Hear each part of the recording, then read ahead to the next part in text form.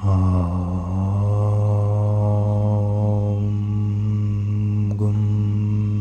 गुरुभ्यो नमः।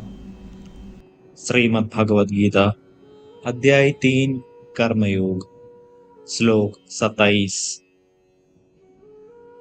प्रकृतेः क्रियमाणानि गुणैः कर्माणि सर्वशः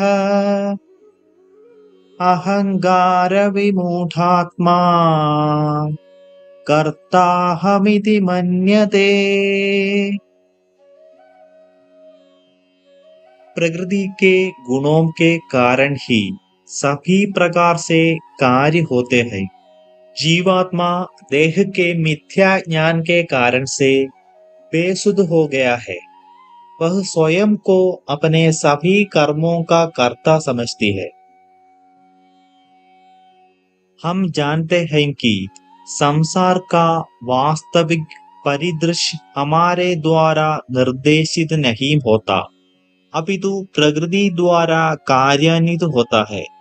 हमारे शरीर की क्रियाएं, जिन्हें हम प्रायः 2 श्रेणियों में विभक्त करते हैं। पहला, प्राकृतिक जैविक क्रियाएं जैसे पाचन, रक्त संचालन, हृदय गति आदि का संचालन हमारी सोच विचार के बिना स्वाभाविक रूप से संपन्न होता है। दूसरा, बोलना, सुनना, चलना, सोना और काम करना आदि क्रियाओं का संचालन हमारे सोचने और विचारने से होता है। उपर्युक्त दोनों प्रकार के कार्य मन, शरीर, इंद्रिय युक्त मानव तंत्र द्वारा संपन्न होते हैं। मानव तंत्र के सभी अंग प्रकृति या भौतिक शक्ति द्वारा निर्मित होते हैं, जिनमें 3 गुण सत्व, रजस और तमस सम्मिलित है।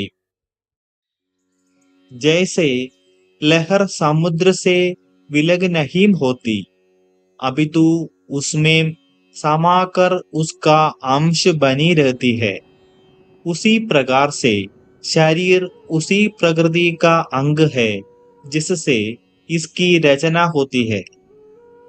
इस प्रकार से प्रकृति अर्थात माया शक्ति ही संसार में होने वाले सभी कार्यकलापों की करता है। तब फिर जीवात्मा स्वयं को कर्मों का कर्ता क्यों समझती है? इसका कारण यह है कि मिथ्या अभिमान के बोध से जीवात्मा भ्रम के कारण स्वयं को शरीर समझ लेती है। इसलिए उसे कर्ता होने का भ्रम हो जाता है। अजल जीवात्मा स्वयं को सजल प्रकृति के रूप में पहचानने लगती है।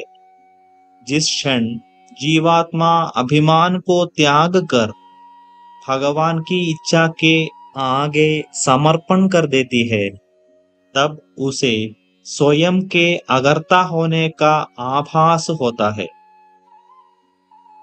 अब कोई यह प्रश्न करता है कि यदि आत्मा वास्तव में अकर्ता है, तब फिर वह शरीर द्वारा किए गए कार्यों के लिए कर्मों के नियमों में क्यों फंसती है? इसका कारण यह है कि आत्मा स्वयं कोई कार्य नहीं करती। सभी प्रकृति आत्मा से ही खड़ा रहते हैं।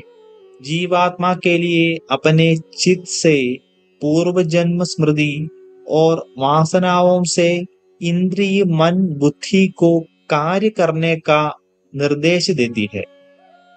आत्मा मन शरीर युक्त मानव तंत्र के कार्यों के लिए उत्तरदायी नहीं होती है, क्योंकि इंद्रिय मन और बुद्धि अपना प्रकृति से प्रेरणा पाकर ही कार्य करते हैं। आगे हम विस्तार से चर्चा करेंगे।